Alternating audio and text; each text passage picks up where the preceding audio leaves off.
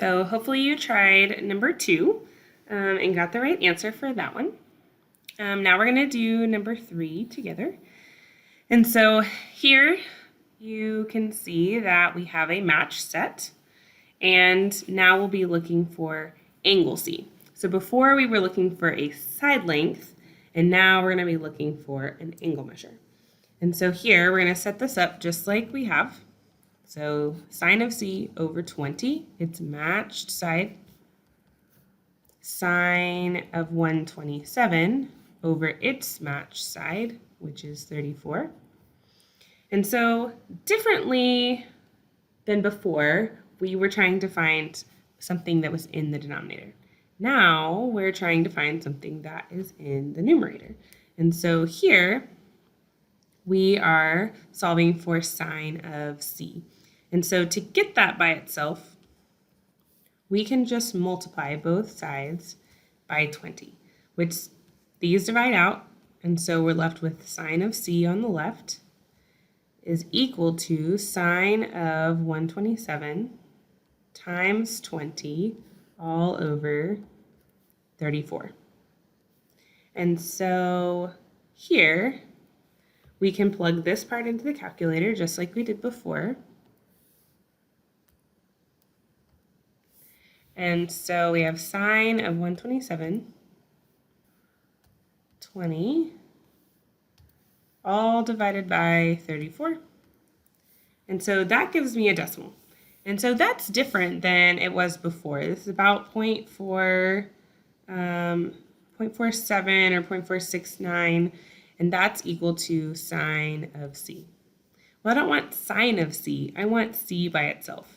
And so what we have to do here is we have to undo what's happening to sine so that we can get C by itself. And so the opposite of sine is inverse sine, just like we've talked about a few times in the last couple of months. And so inverse sine in my calculator is where that decimal value is going to go. So let's go back to our calculator. And so you're going to find this under function. So inverse sine,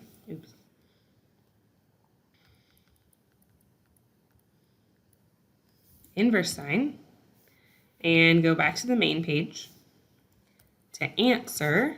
And so our angle measure now is not 0.47, but 28. And so on today's answers, if you're solving for an angle measure, you should be doing inverse of sine, and you need to include that degree sign there so that I know that you know you're finding an angle measure. Then I believe this is number 4. And so on number 4, it's asking you to find the other angle measure. And so we know this is 28, we know this is 127, but what is B? And so if you remember from geometry, we could do law of sine again, but it's easier here for us to subtract out the other angle measures to solve for the missing one.